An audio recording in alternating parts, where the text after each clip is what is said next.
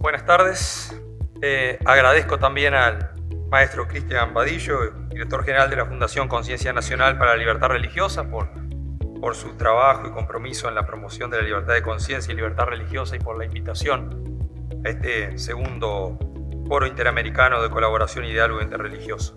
Está siendo realizado con tan prestigioso panel de académicos, como también vimos esta mañana, de líderes políticos y religiosos, en este lugar tan emblemático para la democracia en cualquier país.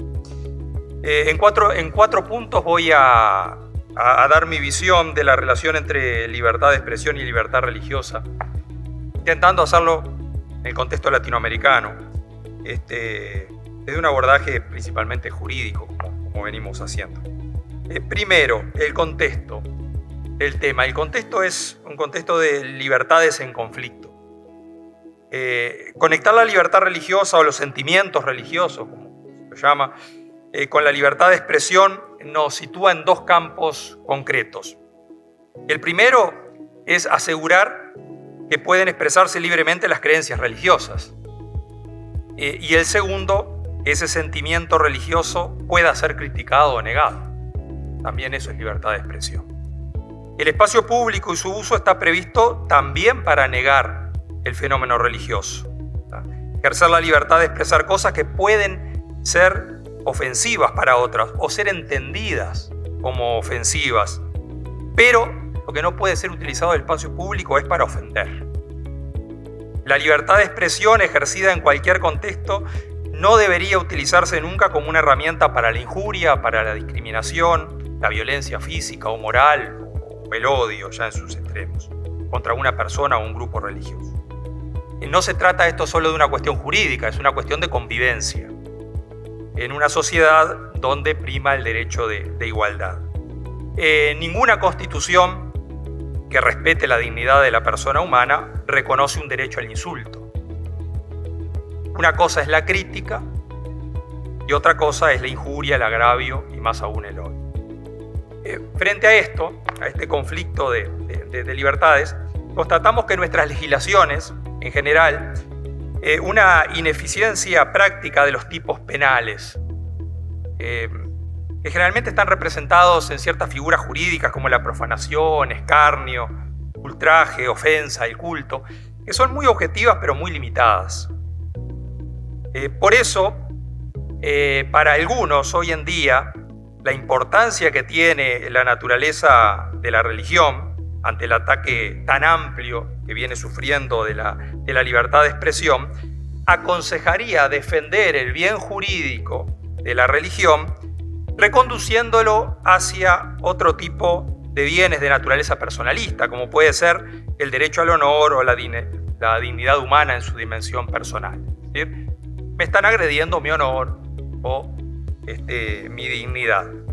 Para otros, quizás la mayoría, y aquí quizás está la dificultad, habría que precisar y limitar el castigo penal solo a aquellos discursos antirreligiosos más graves, aquellos que incitan al odio o a la discriminación. Por tanto, se le estaría dejando un espacio amplísimo a la libertad de expresión, porque solo se podría condenar aquellas formas que atacan la libertad religiosa más graves. Segundo punto, las soluciones. Quiero analizar brevemente estas dos propuestas jurídicas, estos dos criterios jurídicos.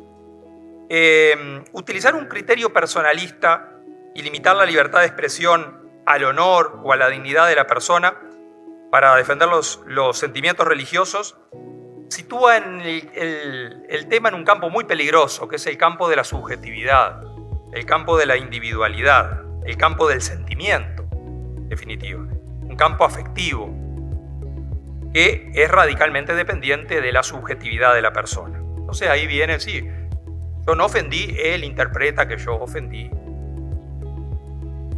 Si bien es lógico que se proteja este bien, es esencial a la persona y forma parte de su conciencia y su identidad, resulta absurdo y por tanto también contrario a derecho querer dejar estos sentimientos religiosos solo en la esfera individual e íntima del ciudadano, desconociendo el carácter colectivo y asociativo que tienen los sentimientos religiosos. Es lógico que hoy, también hay que decirlo, en nuestras sociedades los sentimientos religiosos no forman parte de la moral ni del orden público en cuanto ejerzan como censores de la libertad de expresión, como podía suceder en otras épocas. Sin embargo, desde la misma aconfesionalidad del Estado y la neutralidad del Estado, los sentimientos religiosos forman parte del orden público, porque lo que se respeta en la sociedad democrática es la diversidad social. En concreto, reconducir los sentimientos religiosos a la esfera privada deja fuera un ámbito fundamental de la religión, que es la dimensión colectiva y asociativa.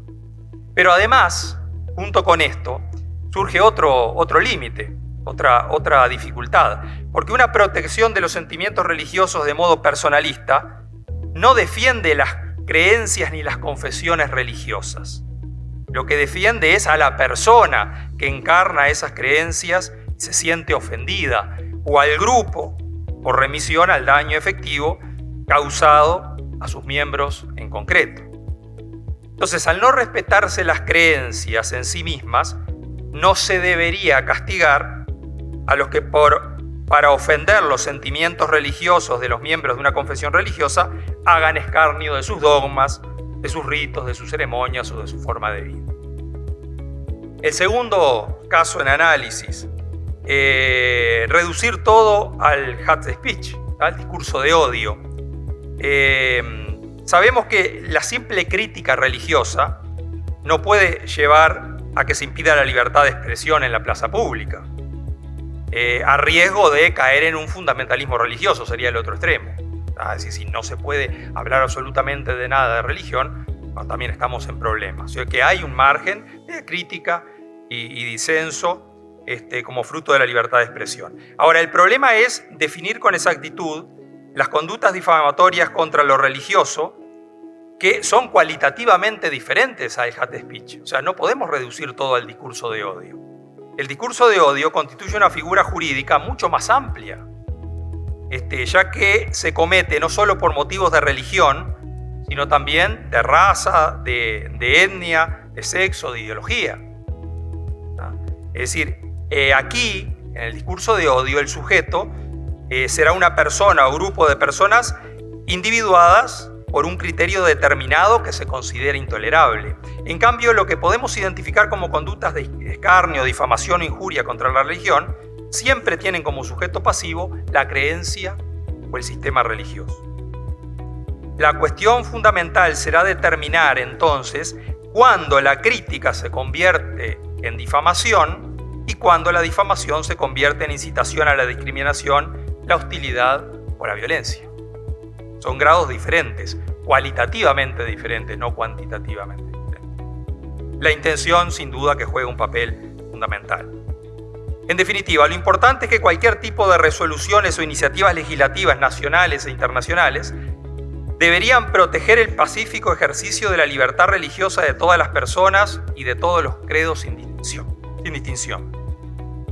Y si dentro del contenido de la libertad religiosa se incluye la protección de expresión de todo sentimiento religioso, cualquier escarnio intencionado y grave de las creencias, del culto o incluso de la moral de una confesión para ofender dichos sentimientos debe ser considerado como antijurídico. No podemos quedarnos solo en el mínimo, es decir, considerar que solo el odio es el límite de la libertad de expresión. Pues aunque muchas veces evidenciamos que hay expresiones de carácter difamatorio contra las religiones que provocan repulsión y polémica social y no llegan a afectar frontalmente la libertad religiosa, o sea, el ejercicio de la libertad religiosa, hay difamaciones que no afectan el ejercicio de la libertad religiosa. Sin embargo, tienen que ser condenadas por aquello que decíamos, estamos en una sociedad y hay que defender el principio de convivencia, alteran la convivencia. Que no hay que llegar al extremo del hecho discriminatorio, hostil y violento, ese sí impide el ejercicio de los derechos de religión como el único límite punible. Insisto, hay otros actos de difamación que no llegan a impedir el ejercicio de la libertad de religión y sin embargo deberían ser observados. Tercer punto, desafíos. La libertad de expresión se encuentra en nuestros sistemas demasiado protegida, es decir, cada vez se va ensanchando más, es considerada uno de los pilares fundamentales del sistema democrático sobre cualquier otra libertad o derecho. Sin embargo, vemos que es necesaria en la democracia, en ese entorno de libertad y pluralismo que vivimos, un clima de respeto y tolerancia. Por tanto, esa libertad de expresión tan ancha, tan amplia, muchas veces atenta contra eso. Sin duda, en el mantenimiento de este clima de tolerancia, el derecho juega un papel insustituible, pero no debemos dejarle todo al derecho, ya se ha dicho. Porque aun cuando la libertad de expresión pueda resultar ofensiva, la restricción jurídica y la sanción penal son aplicados solo en ciertos supuestos de peligro para la paz social. El problema es cuando ese ámbito de agravio se da dentro de los límites que se consideran inocuos para la libertad de expresión. Esa libertad de expresión tan amplia que puede tolerar entonces agravios. Esto es fruto de vivir en expresión de Steiner, en la era de la irreverencia. Es decir, lo que hasta hace poco se consideraba sagrado, digno de respeto, ajeno al debate, hoy parece que perdió todo valor, toda consideración social, y ahí las recurrentes faltas de respeto e injuria a lo sagrado que cada vez se toleran más. Si bien hoy se acepta que la dignidad humana es el fundamento de todo orden jurídico y social, la máxima extensión que se le concede al ejercicio del derecho y libertad de expresión sacrifica, en virtud del pluralismo, la dignidad de las personas, a las que se puede ofender porque daría la impresión que lo que dignifica a la persona es el pluralismo. No hay democracia sin dignidad humana, pero no se puede reducir el significado de la dignidad humana a las exigencias de la democracia y a la libertad de expresión. Si se pierde de vista, se pierde muchas veces de vista la dignidad humana, que es el verdadero fundamento de la democracia y el pluralismo, no viceversa. A diferencia de la libertad de religión, de pensamiento y de conciencia, la libertad de expresión tiene un mayor potencial de dañar. Pero todas estas libertades están totalmente interrelacionadas, son complementarias, son interdependientes y todas convergen en la dignidad humana. Por lo cual, la libertad de expresión nunca puede ser una amenaza potencial a la religión, sino la condición para la libertad religiosa en plenitud. Conclusiones muy rápidas, yo estoy pasado. Es necesario buscar una verdadera conciliación entre el ejercicio de la libertad de expresión y los sentimientos religiosos. Tal conciliación proviene de un uso responsable y armónico de ambas libertades, sin confiar todo el peso de la solución en las aportaciones que siempre sometidas a la mejora pueda proporcionar el derecho. Dichas aportaciones se revelan muy limitadas en nuestras sociedades tan complejas. El derecho no abarca todas las posibilidades. Es un tema que plantea una tensión que en el caso concreto de Latinoamérica se revela, por decirlo en términos generales, como el enfrentamiento entre el secularismo liberal y la religiosidad. Hay que exigir que en una materia tan sensible como la libertad religiosa y de creencias, el Estado y los organismos regionales e internacionales permanezcan en una posición ideológicamente neutral o imparcial, de forma que sus agentes no estimulen, alienten o financien aquellas manifestaciones de libertad de expresión que pudieran lesionar los sentimientos religiosos de los ciudadanos. Esto es muy claro hoy en día con la imposición de cierto pensamiento único, es decir, que atenta contra los derechos naturales, a favor de ciertos derechos creados de forma legislativa. Esta imposición de pensamiento lo tenemos a nivel legislativo en forma muy clara en la Convención Interamericana contra toda forma de discriminación e intolerancia, una enorme restricción a la libertad de expresión religiosa, a la que adhirieron solamente México y Uruguay. Y tiene también su expresión jurisprudencial en la reciente sentencia Pavés contra Chile. Finalizo. Por eso, más allá de los medios que ofrece el derecho, tanto la tutela penal como otras formas, como puede ser el abuso de derecho, indudablemente necesarios, sería razonable avanzar hacia otros instrumentos jurídicos en la promoción de la tolerancia religiosa, sobre todo en políticas educativas, formativas, culturales, que fomenten el ejercicio responsable de la libertad de expresión.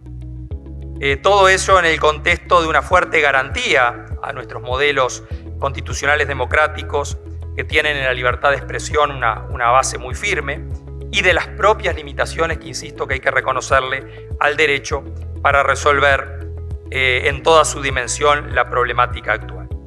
Esto no es una tarea de pocos, sino que es la tarea de todos los que quieran defender la vigencia de los derechos humanos en forma íntegra y sin exclusiones, tal como lo estamos haciendo en este foro. Muchas gracias y disculpen que me